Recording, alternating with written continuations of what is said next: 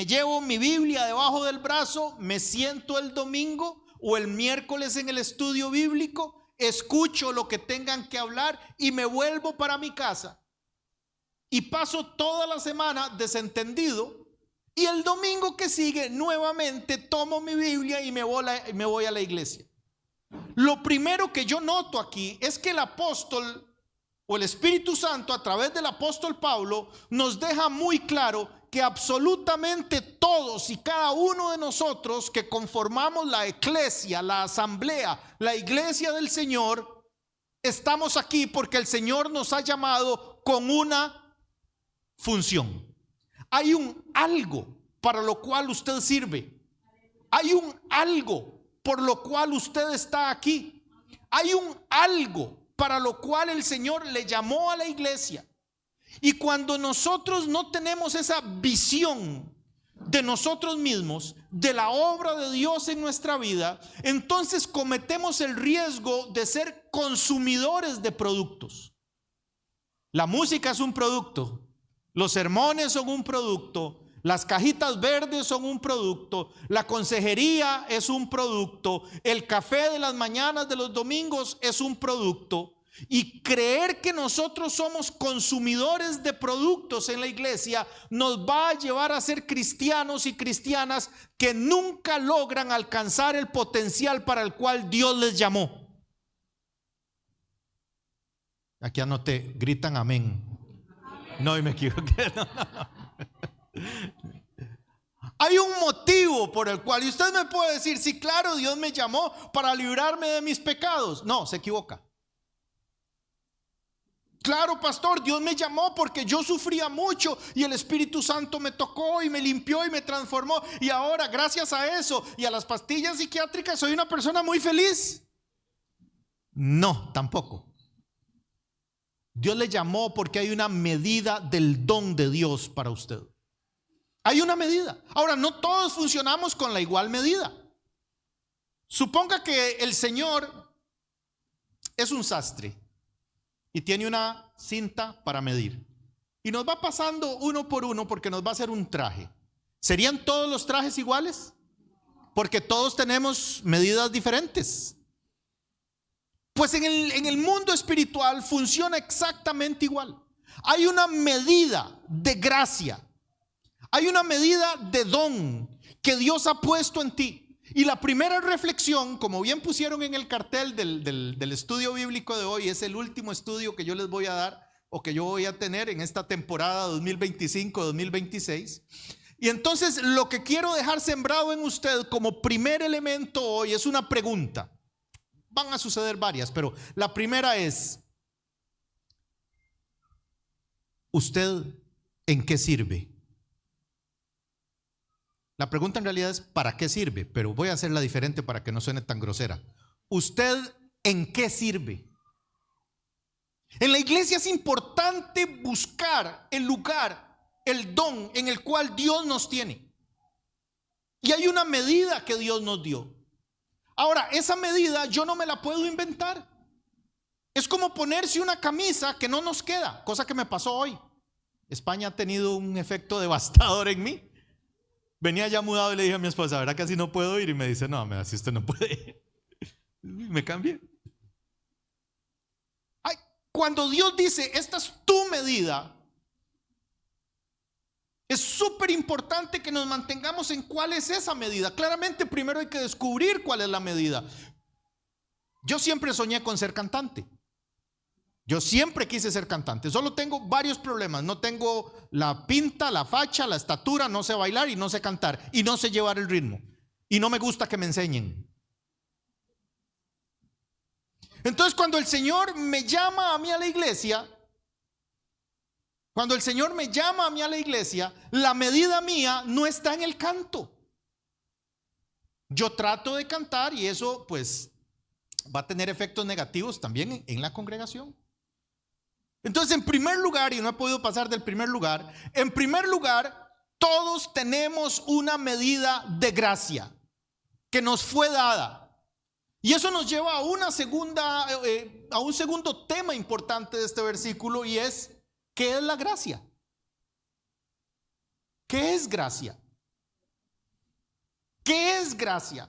Dice que nos fue dada la gracia del Señor. Dios nos dio su gracia.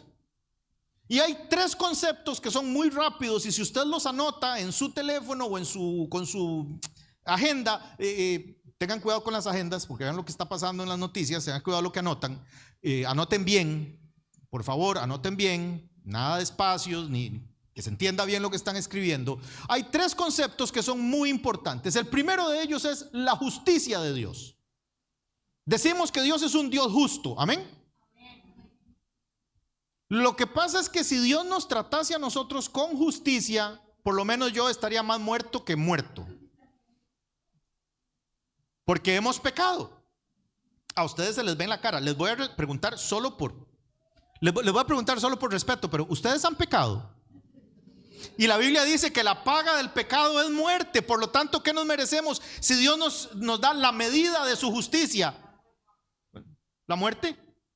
Ok, pero bendito mi Señor, que también nos da un segundo concepto que dice que sus misericordias son nuevas cada mañana. Y entonces también, como un concepto teológico, tenemos que entender qué es la misericordia. La misericordia del Señor es aquello que me libra de la justicia del Señor. ¿Sí me explico eso? La justicia me da el justo pago, y la Biblia establece claramente cuál es el justo pago: muerte. Pero también la Biblia establece que Dios es un Dios que no solo es justo, sino que es amplio en misericordia. Amén. Y la misericordia del Señor me libra de la justa consecuencia de mi pecado, o sea, de la justicia. Pero aquí no nos está hablando el Espíritu Santo ni de justicia, Dios es justo, ni de misericordia, Dios es misericordioso, sino que introduce un tercer tema o un tercer concepto, y dice que a cada uno de nosotros, o sea, usted también, nos fue dada la gracia. Y aquí hay que entender entonces qué es gracia. Si la justicia de Dios me da el justo pago, que en el caso nuestro es muerte, bueno, en el mío es muerte, la misericordia de Dios me libra de esa muerte, me libra de la consecuencia de mi pecado. Vamos a tratar de decir qué es gracia, y vamos a decir que la gracia me da aquello de Dios que no me merezco. La misericordia me libra de lo que me merezco, pero la gracia me hace vivir aquella vida que yo por mí mismo no me merezco.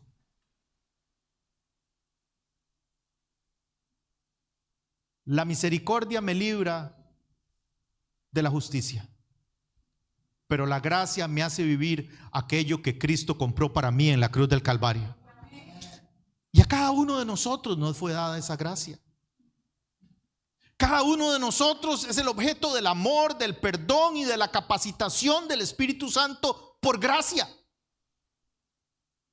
Ninguno de nosotros está aquí, de los que servimos, estamos aquí porque seamos los mejores en lo que hacemos.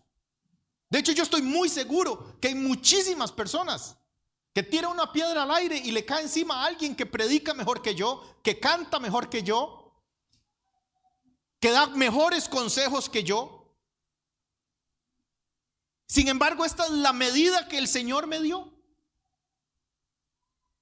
Cada uno de ustedes está aquí porque la gracia de Dios le coronó con un don que a usted le ha sido dado para que ministre en el reino. Dios no nos llamó a ser consumidores de productos, antes bien nos llamó a ser promotores de su gracia, de su amor y de su perdón. Ahora, no todo, bueno, no me puedo meter en eso todavía. Y vamos a avanzar entonces. Versículo 8, por favor, o los paso yo. Versículo 8. Dice entonces, ahora el apóstol explica, el apóstol Pablo va a explicar cómo es esto de que a cada uno de nosotros nos fue dada la gracia del Señor conforme a la medida del don. Y dice, por lo cual dice, ahora está citando un salmo, por lo cual dice, subiendo a lo alto, está hablando de Jesús, por lo cual dice, subiendo a lo alto, llevó cautiva la cautividad y dio dones a los hombres. Y aquí vamos a hablar, otra vez nos vamos a quedar en este versículo un rato, porque hay muchas cosas muy importantes de las cuales podemos hablar. Por lo cual dice, subiendo a lo alto, llevó cautiva la cautividad y dio dones a los hombres. Primera cosa que es importante, y si tiene con qué anotar, anótelo, grábeselo por favor, que sea lo que recuerde de mí. Jesús ya llevó cautivo aquello que tú crees que te tiene cautivo. Otra vez creí que iban a gritar amén. Jesús ya llevó, hace más de 2000 años, en la cruz del Calvario, Cristo entregó su vida, dio su sangre, descendió al lugar de los muertos, estuvo ahí 3 días y 3 noches y se levantó de ahí. Y ese día que por primera vez hubo luz en el lugar de los muertos, ese día que el Espíritu de Dios entró hasta el lugar de los muertos y vivificó al Espíritu de Jesús y le levantó de ahí, llevó cautiva la cautividad. Ese día Jesús, hace más de 2000 años, en la cruz del Calvario, llevó cautiva la cautividad. Nosotros no tenemos por qué ser esclavos de aquello que nos tiene cautivos. Es importante que como hijos e hijas de Dios recordemos que somos eso, somos hijos de Dios. Qué prontos, qué rápidos, qué fácil se nos hace disculpar algunas cosas de nuestra vida diciendo: es que así me enseñaron, es que así soy yo, porque así es de donde yo vengo. Qué fácil se nos hace disculpar algunas faltas. Qué fácil se nos hace decir: es que de ahí vengo yo, es que así soy yo, es que a mí no me heredaron, es que tengo un primo. Yo tengo unos primos, por ejemplo, que son millonarios desde el día que nacieron. Y además de ser millonarios desde el día que nacieron, estudiaron y se hicieron más millonarios. Y yo podría decir: es que yo soy pobre porque a mí no me heredaron como a mis primos los heredaron. Pero es muy, muy importante que yo deba recordarle a mi alma, a mi cuerpo, a mis neuronas y a mi mente, que una vez que yo vine al cuerpo de Cristo, yo tengo un nuevo Padre, tengo una nueva ciudadanía y tengo un nuevo ADN. Y la Escritura dice que si alguno está en Cristo, nueva criatura es, y que las cosas viejas pasaron y que aquí, ¿cuántas? ¿Cuántas? ¿Cuántas? Entonces, ¿dónde quedan nuestras excusas? Porque yo también las tengo. Entonces, ¿por qué yo argumento y digo que es que yo soy así? Porque yo vengo de un hogar donde mis papás no se abrazaban, entonces yo no sé abrazar. Cristo ya llevó cautiva la cautividad. Llevó cautivo, no sé si me estoy explicando. Llevó cautiva la cautividad. Cristo ya llevó cautiva la pobreza en la que muchos de nosotros hemos vivido.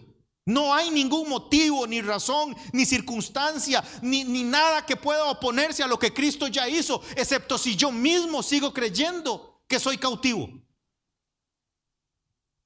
Quiero ponerles un ejemplo que no sé, en mi país ya no serviría, tal vez aquí. Déjeme ver su mano si usted alguna vez ha ido a un circo, pero un circo de los de antes, no de los de ahora. De los de antes, que había tigres, cosa que ahora es prohibida, que había perros que bailaban con bolas. Sí, ¿recuerdan? ¿Alguna vez vio un elefante? El elefante del circo, qué cosa hermosa. Los paquidermos, pobrecitos los elefantitos. ¿Usted subió, Pepi? Los elefantes del circo. ¿Usted no se ha puesto a pensar la fuerza que tiene un elefante? En Indonesia y en esos países los usan para abrir caminos, para arrancar árboles, para arrastrar árboles a un elefante. ¿Y usted ha tenido la curiosidad de notar cómo amarran a los elefantes en el circo para que no se vayan? ¿Se ha preguntado? ¿Lo ha visto? Iba a traer una imagen, pero hoy ha sido un día un poco hectic, dicen los gringos, aquí le decimos loco. Una estaca de madera, un trozo de madera de medio metro, la clavan en el suelo y la atan. El elefante tiene fuerza para arrancar esa estaca, para pasarle por encima al que lo está amarrando, para destruir la carpa. Él tiene toda la fuerza, está en él puede. Si ese elefante decide irse de ahí, no hay entrenador que lo detenga, no hay estaca, no hay mecate, no hay nada. Si él decide que ya se va, se va. ¿Estamos de acuerdo en eso?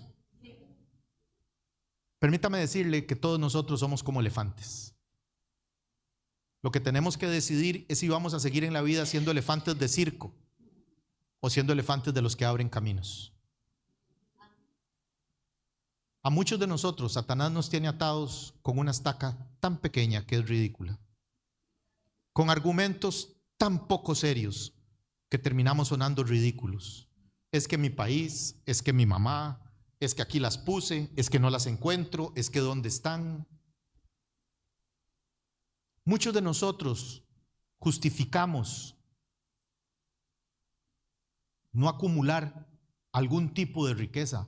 Justificamos seguir viviendo entre deudas, justificamos seguir siendo groseros unos con otros. Muchos de nosotros justificamos, como un elefante justifica que vive en el circo con una estaca de medio metro. ¿Se llama estaca aquí en España? ¿Tiene sentido la palabra estaca? Y a la vez hay otros elefantes que están arrancando árboles y abriendo camino. Subiendo a lo alto, llevó cautiva la cautividad. Es cuestión de sentarse y mirarse a uno mismo y entender que aquello que cada día me tiene cautivo ya fue quitado. Pastor, ¿cómo va a decir que ya fue quitado si yo me acabo de echar un pleito con mi mujer ayer o con mi esposo o con mi... Porque quieren, porque les gusta, porque les hace recordar. Los sociólogos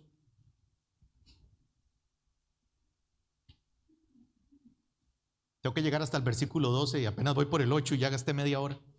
Los sociólogos descubrieron hace muchos años, hicieron una serie de ejercicios muy tristes. Se llaman, bueno, los sociólogos. Y tomaron, hicieron unas cajas de vidrio como esto, transparentes, cajas grandes. Y dentro pusieron algunos pajaritos y les pusieron una tapa de vidrio también transparente. Cuando el pajarito se ubicaba en el lugar, aleteaba y trataba de irse y ¡tac!, se daba con la cabeza en el vidrio. ¿Ha visto los pájaros cuando están confundidos? ¿Qué carilla hacen? El pájaro caía y volvía a tratar. ¡Tac! Eso sucedía un número de veces y en algún buen momento los sociólogos quitaban la tapa. ¿Sabe qué pasaba con esos pajaritos que habían aprendido que si volaban se golpeaban la cabeza? Se morían ahí, nunca más se iban, había que darles de comer, había que darles agua, porque ahí se quedaron toda su vida. A muchos de nosotros y en muchas de nuestras familias, Satanás nos ha golpeado tantas veces la cabeza que hemos llegado a estar convencidos que ese lugar es el lugar donde nosotros debemos vivir. Pero nuestro Cristo llevó cautiva la cautividad. Eso que a vos te molesta, eso que a vos te estorba, eso que te hace, me van a disculpar, estoy hablando como costarricense otra vez y es que ya me tengo que ir y yo no puedo llegar allá hablando españolete porque a lo que me expongo es grave. Entonces,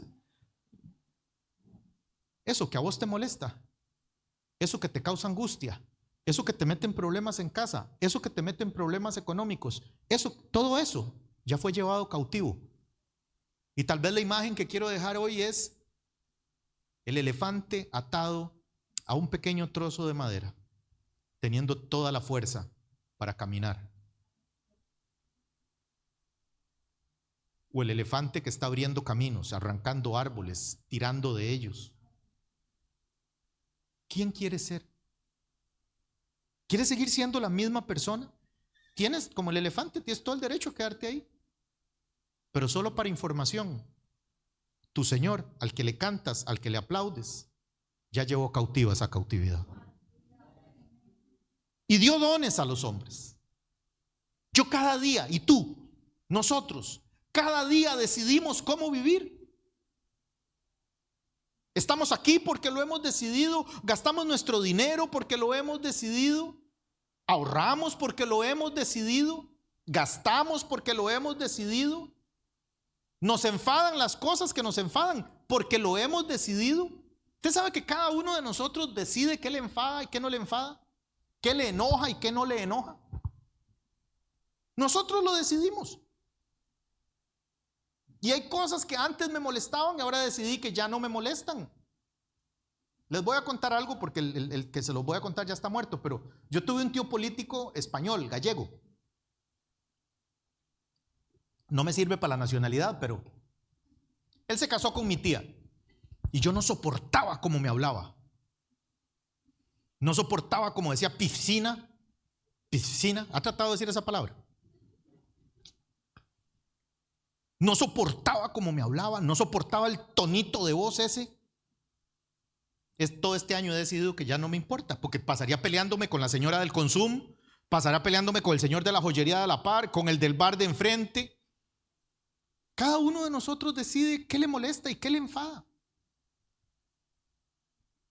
Analice por un momento el último pleito familiar matrimonial que tuvo, doble puntaje si fue ayer. ¿Y cómo sería mi vida si yo decido que eso no me molesta? ¿Cómo sería mi vida si yo decido que voy a dejar que hable y ya, listo, yo sigo con mi vida? Piénselo con sus hijos, los que tenemos niños. Yo ahora que tengo, el menor de nuestra casa tiene 19 años, la mayor 27. Y yo hoy algunas veces me siento tan ridículo cuando recuerdo las cosas por las que los regañaba o les reñía. Yo qué cosa tan ridícula. Ya dejaron de ser niños, ya dejaron de hacer desorden, o por lo menos ya es su asunto. Digo, ¿cuántas noches los mandé a dormir llorando, enfadados, tristes, por una tontería que hoy sé que es una tontería? Cada uno de nosotros decide por qué se enfada. Por lo cual dice, subiendo a lo alto, llevó cautiva la cautividad. Y yo no sé si usted puede tener la fe suficiente para decir, lo que me hace cautivo, ya está cautivo. Y eso es un paso de fe. Podemos pasar al versículo 9, pero eso es un paso de fe. Y aquí hay más, y dice, sigue el apóstol explicando. Ahora el apóstol va a explicarnos el versículo anterior. En el versículo 8 el apóstol está citando salmos, un salmo específico. Ahora va a explicar el salmo él. Eso es un principio bíblico. La Biblia siempre se explica a sí misma.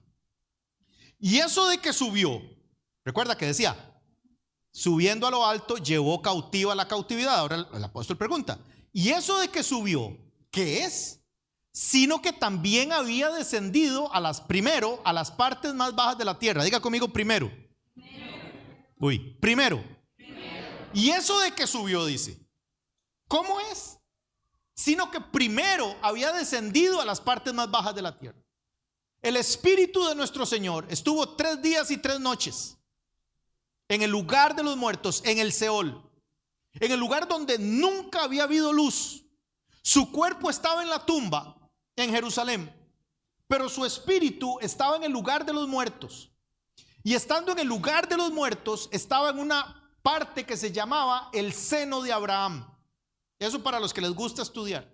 Jesús estuvo en el seno de Abraham.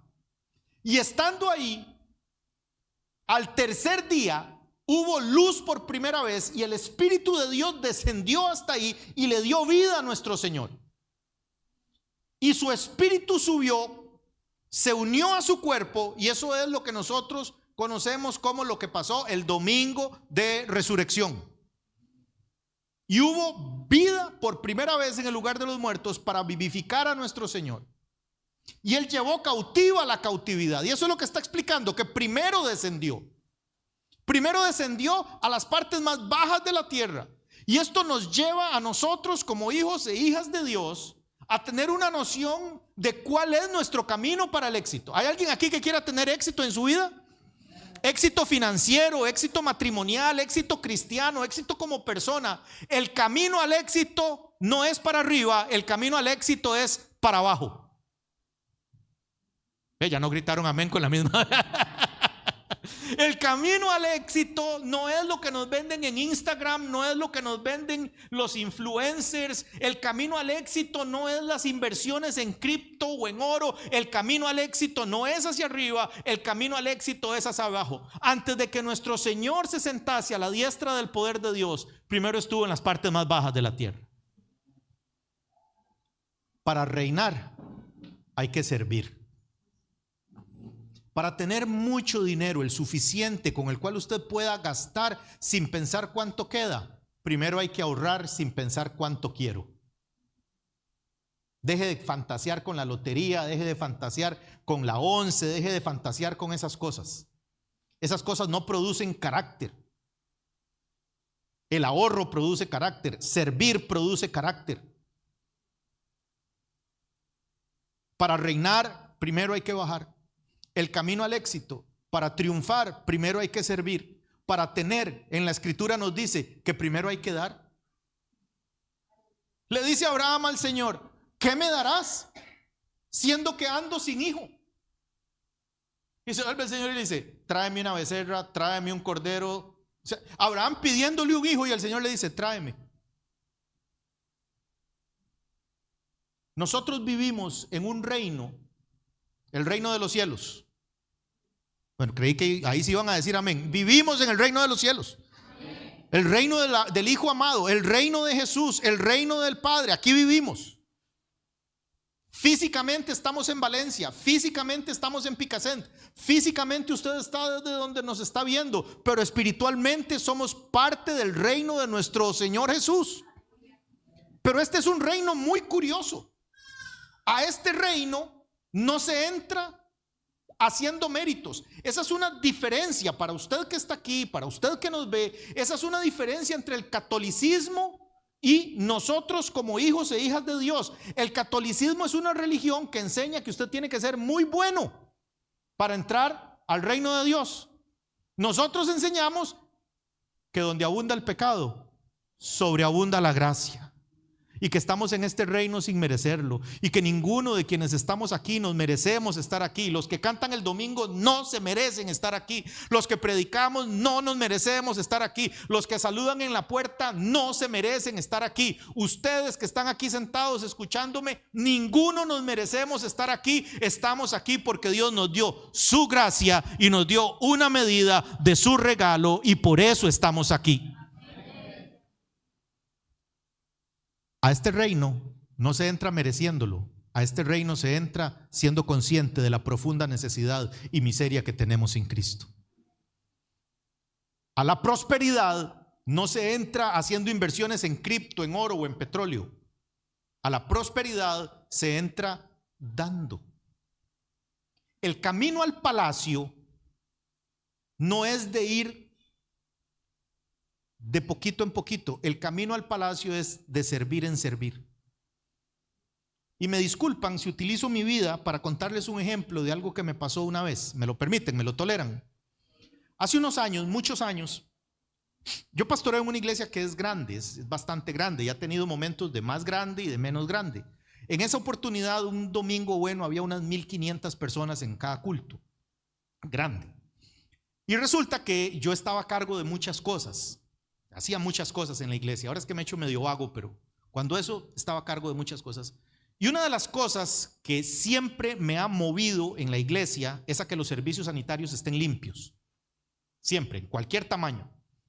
El servicio sanitario es uno de los lugares más importantes para los seres humanos, porque es muy, muy importante que nosotros podamos atender nuestras cosas de una manera digna.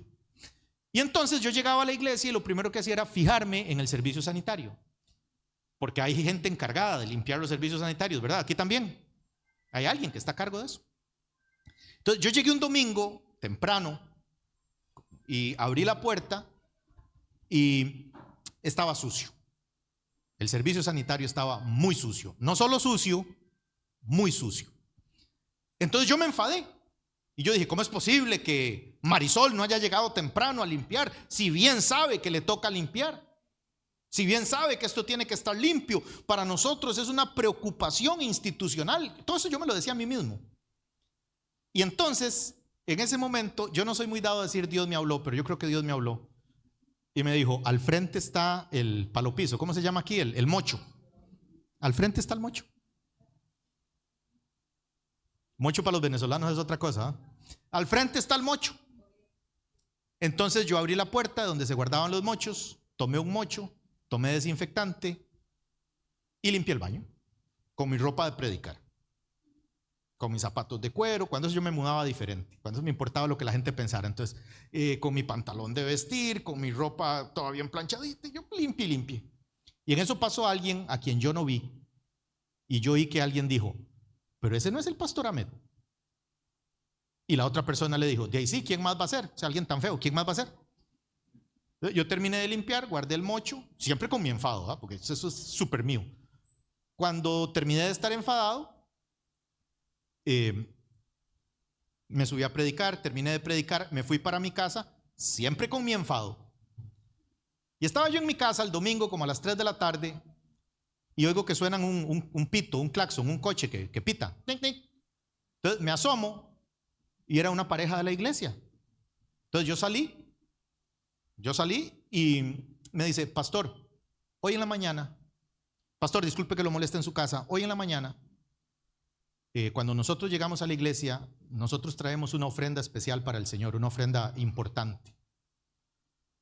Y cuando entramos y lo vimos limpiando el servicio sanitario, Dios puso en nuestro corazón que la ofrenda era para usted. Y yo dije: amén, gloria a Dios, la agarré. Cuando yo conté lo que había dentro, de inmediato agarré el mocho de mi casa, limpié toda mi casa, le ofrecí a los vecinos limpiarle la de ellos. Y no, ya no era eso.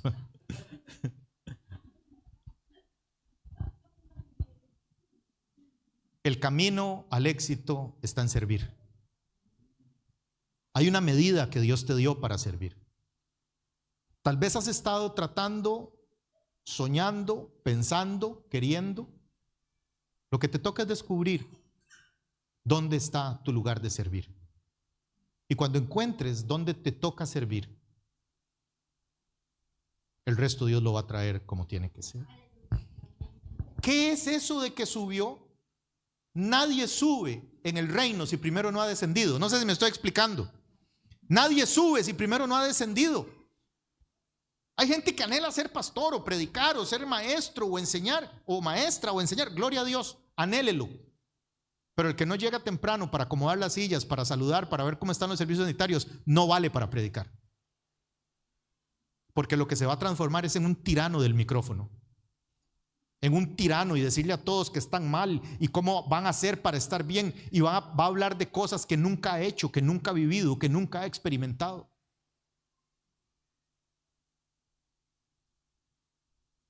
Para reinar hay que bajar.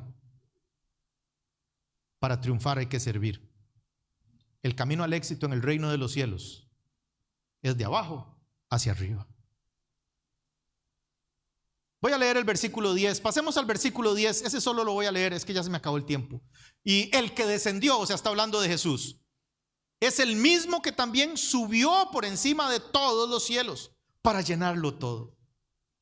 Cuando usted ve a alguien que está ocupando mucho espacio, dije que no iba a quedarme aquí, pues sí me va a quedar. Cuando usted ve a alguien que está ocupando y usted dice: ¿cómo lo o la usa Dios en esta área, en esta? ¿Cómo tiene una vida bonita? ¿Cómo su vida se está haciendo, déjeme usar esta frase, ancha? Esté seguro que esa es una persona que primero ha servido mucho. El que está muy arriba en el reino, no en la política, ni en los gobiernos, ni en estas cochinadas. En el reino, el que está muy arriba, esté usted seguro que primero estuvo muy abajo, que primero pagó un precio sirviendo. A gente que no dice gracias, a gente que cree que son los dueños de la iglesia, a gente que cree que uno trabaja para ellos.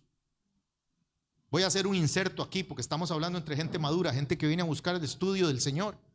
Hace unos domingos no vino el hermano Nando y me puse a ayudarle a la hermana Angeli a repartir el café. Oremos por estos hermanos. Hubo una persona a la que le tuve que decir que ahí en la esquina hay un café que podía ir a pedir el que quería como lo quería.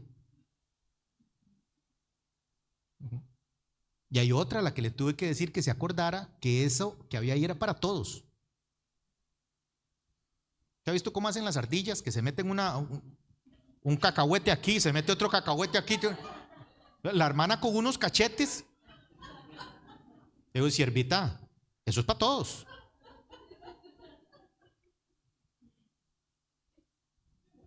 Y usted se da cuenta quién no está teniendo una mentalidad de reino y quién sí está teniendo una mentalidad de reino. El que tiene mentalidad de reino no piensa en sí mismo como el objeto que satisfacer. El que tiene una mentalidad humana piensa en pasarle por encima al que sea para satisfacer su propio deseo, su propia necesidad. El que descendió es también el que subió para llenarlo todo. En el reino, a mí no me importa si usted habla bonito. Hay gente que le dice a uno, pastor, es que viera qué bonito habla la hermana Fina. No me interesa, nunca la he visto servir. Es que viera qué montón de títulos tiene la hermana Pepi. No me interesa. Primero quiero ver quién sirve, quién llegó temprano, quién no anda buscando luces, quién no está buscando brillo, quién está buscando el mocho simbólico, el mocho de servir.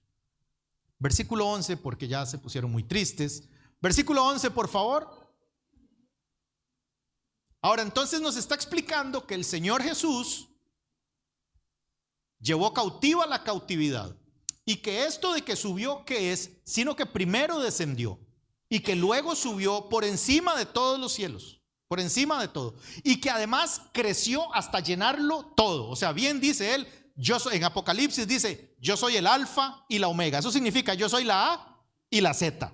Alfa y la omega son la primera y la última letra del alfabeto griego. Entonces cuando Jesús dice yo soy el alfa y la omega, lo que está diciendo es yo soy toda.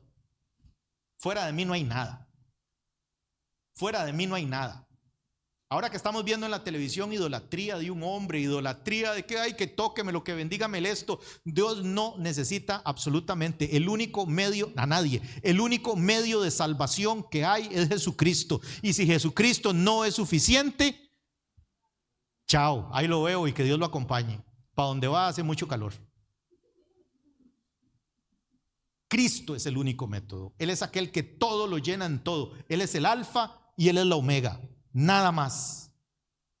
Y dice, que esto es de lo que quería hablar en realidad, que el que descendió es el mismo que también subió para llenarlo todo, y que él mismo, o sea Jesús, constituyó a unos. O sea, ¿quién se constituye a sí mismo pastor? Nadie. ¿Quién se constituye a sí mismo apóstol? Nadie. ¿Quién se constituye a sí mismo maestro? Nadie. De hecho, yo hoy no podía venir. El lunes le dije a Fernando, si encuentra a alguien que enseñe, por favor. No hay nadie. Él mismo constituyó a unos apóstoles, a otros profetas, a otros evangelistas, a otros pastores y maestros. Esos son los 5 ministerios que operan en la iglesia. Y de esto era lo que quería hablar, pero como ya no voy a hablar de eso. Y él mismo los constituyó. Pero yo quiero por favor que nos devolvamos la mesa. Si me ayuda, por favor, nos devolvemos al versículo 8 un momentito, que hay un detalle que yo quiero hacerle notar. ¿Les parece si leemos juntos el versículo 8? ¿A Fina le parece? ¿A nadie más? Vamos a ver, 1, 2, 3. Por lo cual dice, subiendo a lo alto, llevó cautiva la cautividad. Y ojo aquí. ¿Y qué? ¿Qué es un don? No es don Ahmed, ni don Fernando, ni don Bogomil. ¿Qué es un don? Un regalo. Un don es un regalo. En el lenguaje, en el argot, en la forma de escribir la Reina Valera de 1960, la palabra don significa regalo. Un bien, está la definición técnica. Un bien inmerecido. Si yo les fuera a hacer un examen, yo soy profesor, ¿sabían eso? De cole. Si yo les fuese a hacer un examen, les anotaría, defina don. Y la respuesta que busco es un bien inmerecido. Los dones vienen por la gracia. ¿Recuerda el concepto de gracia? La gracia me da lo que no me merezco. ¿Qué es un don? Un bien inmerecido. ¿Ven los conceptos cómo se repiten? Ese es otro tema de la interpretación bíblica. La interpretación bíblica tiene que ser consistente en todos los elementos. Esto no es de subirse a pegar gritos. Esto no es de subirse a decir cualquier cosa que a uno se le ocurra. Tiene que soportar un escrutinio teológico y sustentarse en la misma palabra. Un don es un bien inmerecido. Entonces nos dice el texto, y ya termino, les prometo que termino en 10 minutos. Nos dice el texto que este Señor nuestro bajó a los lugares más bajos, subió para llenarlo todo, y que estando arriba tomó dones para los hombres. Tomó regalos para nosotros. ¿Puede decir amén? Amén. ¿Puede decir amén? Amén. Ahora, por favor, ¿cuáles regalos? Mi familia está esperando regalos de mí. A todos ya les dije que no llevo nada, que todo me lo quitó, en aduanas me lo quitaron todo. Y me dijeron, pero si usted todavía no se ha venido. Le digo, no, pero esa es la respuesta. Estoy practicando para que me salga natural. Todo me lo quitaron en aduana. Todo lo perdí. Una maleta entera de regalos. Cuando uno va a un país, cuando uno va a un lugar, es normal que le lleve algún regalito, algún detalle a la gente que uno tiene de cerca, ¿sí o no? Dios también. Jesucristo fue a un lugar, fue al cielo, fue hasta el lugar más alto, dice, y que tomó dones para los hombres. Ahora, yo quiero saber cuál es mi regalo. Yo quiero saber cuál es mi regalo. ¿Usted quiere saber cuál es el regalo? Claro, nos lo explica el versículo 11. ¿Podemos volver al versículo 11? Este es el regalo. Y él mismo constituyó a unos apóstoles, a otros profetas, a otros evangelistas, a otros pastores y a otros maestros. El regalo de Dios para nosotros son nuestros pastores.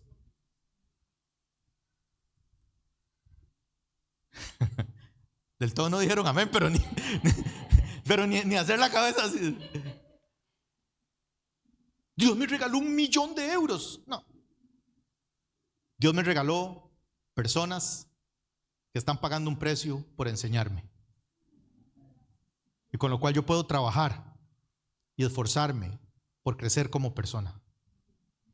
Cuando encuentras a alguien que te puede dar un consejo lindo, no es porque esa persona es muy inteligente, es porque Dios tomó dones para los hombres y los puso a habitar en esa persona, para que el día en que tú estabas pasando por un problema, esa persona te diera un consejo lindo. ¿Sí ve la triangulación que hace Dios? Cuando viniste un miércoles, un domingo, o una actividad de mujeres de sábado, o a la reunión de jóvenes, y hay una palabra que te bendijo y que te mueve y que te puede llevar a transformar tu vida, eso vale más que 1.000.000 de euros. Es difícil que uno crea que eso vale más que 1.000.000 de euros, pero vale más que 1.000.000 de euros. El don de Dios, el regalo para nosotros, son los ministerios de Dios operando en la iglesia. El regalo de Dios para nosotros son los 5 dones, los 5 regalos del ministerio de Dios operando en la iglesia, para corregirnos, para enseñarnos, para instruirnos. Termina diciendo el versículo 12, que no está ahí, pero dice, a fin de perfeccionar a los santos para la obra del ministerio, para la edificación del cuerpo de Cristo. ¿Usted sabe para qué hacemos esto que hacemos? Para que usted sea edificado, construido, eso significa edificado, para que usted crezca. Número 1, lo hacemos porque necesitamos hacerlo. Lo hacemos porque necesitamos hacerlo. ¿Por qué, pastor? ¿Cuánto le dan? Le voy a contar cuánto me ha pagado esta iglesia a mí en este año. 0 patatero. Y le voy a contar algo además, porque además hasta la caja renuncié. Una caja me llevaron a la casa, y porque me la llevaron, yo no la pedí. Y le dije al pastor, por favor no me vuelva a dar cajas, no me traiga más. Me dice, pero es para ayudarte. No me traiga más. Quiero hacer esto como yo siento en mi corazón que lo tengo que hacer.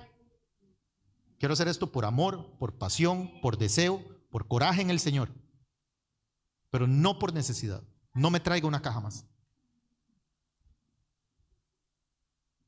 Hacemos esto no por necesidad financiera, no por necesidad económica, sino por necesidad de lo que creemos que Dios nos ha llamado a hacer. Pero lo hacemos para que usted sea edificado, para que usted crezca y para que usted haga la obra del ministerio. Vea cómo que hay otro concepto teológico. Yo empecé diciendo hoy, en el versículo 7, que a cada uno de nosotros nos fue dada una medida de gracia. ¿Recuerda? O sea que hay un algo para lo cual Dios nos llamó a cada uno de nosotros. Y mire cómo termina el versículo 12 diciendo, vea cómo las ideas en Dios sí cierran. ¿Para qué es todo esto? ¿Para qué nos hizo libre el Señor? ¿Para qué? Recuerda el ejemplo del elefante. ¿Para qué llevó cautivo a mi cautividad? ¿Para qué es Él el que todo lo llena? ¿Para qué me mostró cuál es el camino del éxito? Que primero es bajando y luego subiendo, a fin de perfeccionar a los santos para la obra del ministerio. ¿Para qué te hizo libre el Señor? Para que hagas la obra del ministerio. No para que seas la persona más popular en tu familia, no para que seas el mejor vestido, no para que tengas el premio. En mi familia damos premios a veces. El premio limón agrio casi siempre me lo llevaba yo, es el que peor se porta. El premio limón agrio de este año se lo damos a Ahmed. Importa a mí por sí. Demostrando que si era mi premio, a mí que me importan todos ustedes, a mis hermanos y a que me importan ustedes. Hay un algo que tú debes hacer. Es que a veces creemos que venimos a la iglesia. A veces creemos que Dios nos salvó. Porque si no, yo me iba al infierno y en el infierno no hay esperanza. Sí, claro, en el infierno no hay esperanza, pero Dios no te salvó para eso. Dios te salvó y te mostró el camino del éxito para que hagas la obra del ministerio.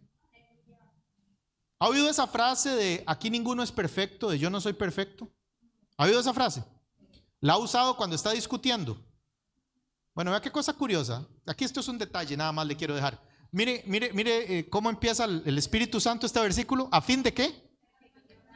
No somos perfectos, pero somos perfectibles. Deje de usar excusas. Dejemos de usar excusas. No somos perfectos, pero somos perfectibles. Y de hecho, lo que el Espíritu Santo está haciendo en nosotros es perfeccionarnos. Yo no sé si usted tiene la fe para decir en su corazón o públicamente, estoy en el camino de ser perfecto. Correcto, no la tienen porque es muy difícil. Estoy en el camino de ser perfecto. La palabra del Señor, el ministerio pastoral me llevan en camino de la perfección. Claro que es difícil. A fin de perfeccionar a los santos para la edificación del cuerpo de Cristo. Termino y resumo. Número 1, hay un algo que cada uno de nosotros ha sido llamado a hacer y es algo único, porque la medida de la gracia de Dios es diferente en todos nosotros. Y así como nuestros cuerpos son diferentes, nuestros acentos son diferentes, nuestras formas de ver la vida son diferentes. El pastor Fernando predica súper diferente a mí, ¿no es cierto? ¿Sí?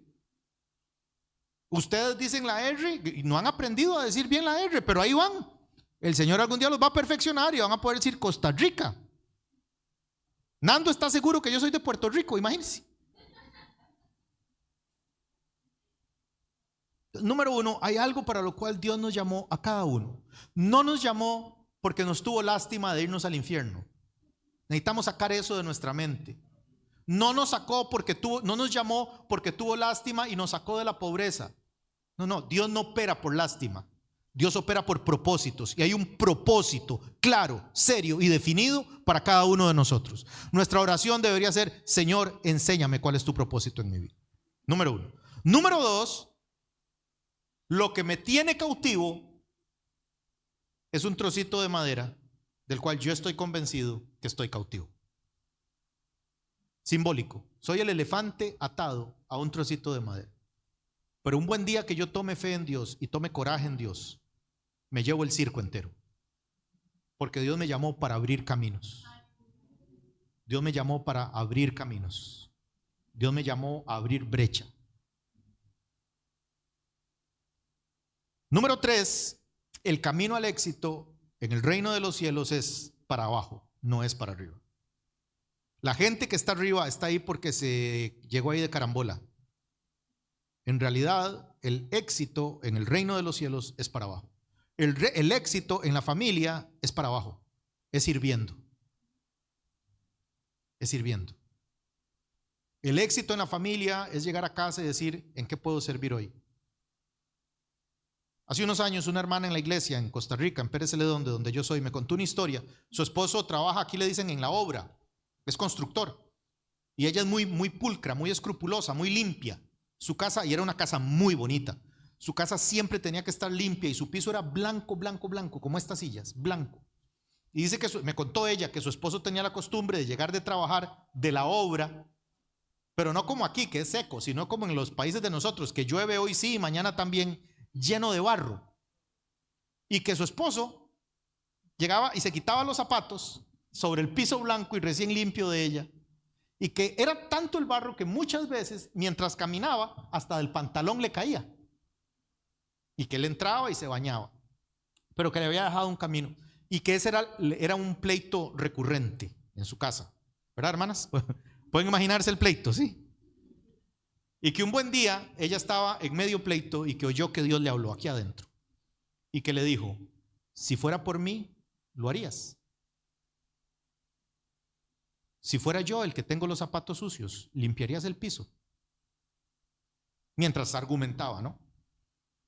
Ya ha pasado que está peleando, está discutiendo, pero ya sabe que perdió el pleito, nada más está gritando para dejar la cosa como empate, pero no, ya usted perdió. Dice que ella estaba en eso y que Dios le dijo dentro: y si fuera por mí, lo harías.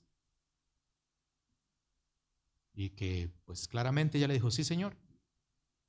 Y que el Señor le dijo: pues sirva, porque yo también estoy aquí. El Señor también está en tu hogar. Yo sé que esto es difícil, pero el Señor también está en nuestra pareja. Dice la Biblia que somos coherederos de la gracia de Dios. No es que yo soy cristiano y ella no. No es que Dios me perdonó a mí y a ella no. No es que Dios tiene promesas para mí y para ella no. El camino al éxito matrimonial no está en que ella me sirva a mí, está en que yo le sirva a ella y ella a mí. Como el meme de Cristiano Ronaldo.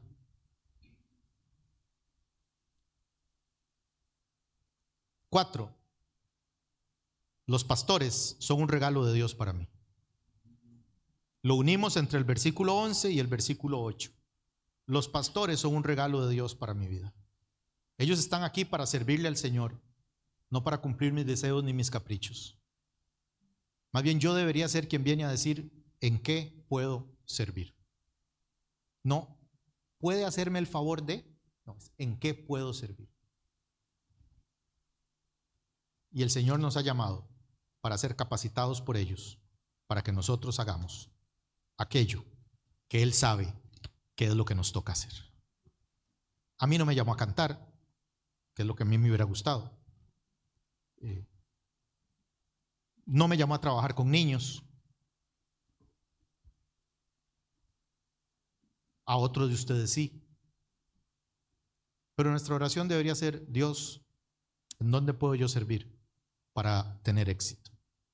Servir para tener éxito. Quiero poner un último ejemplo que no es de mi vida. Ustedes han leído los salmos. Ustedes saben que los salmos son canciones.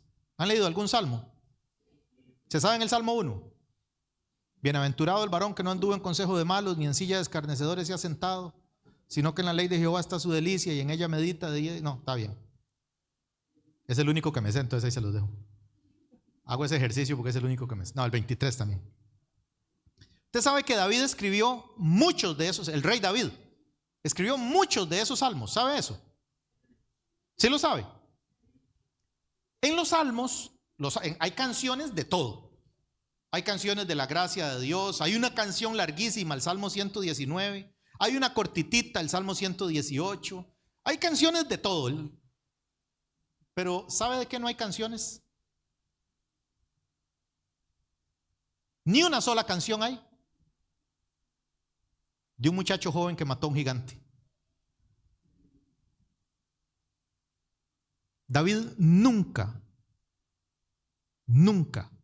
utilizó haber matado a Goliat como algo de qué gloriarse.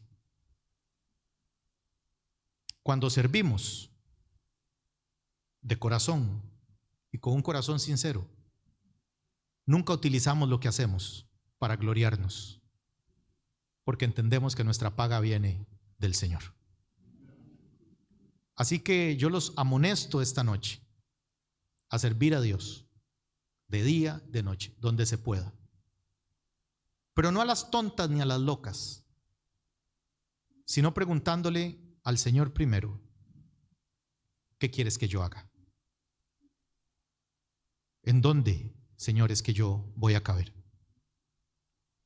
Porque qué cosa triste es oír a alguien que no debe estar haciendo aquello y verle haciéndolo. Señor, ¿qué quieres que yo haga? ¿Qué les parece si nos ponemos de pie? Les damos las gracias. Dios les bendiga.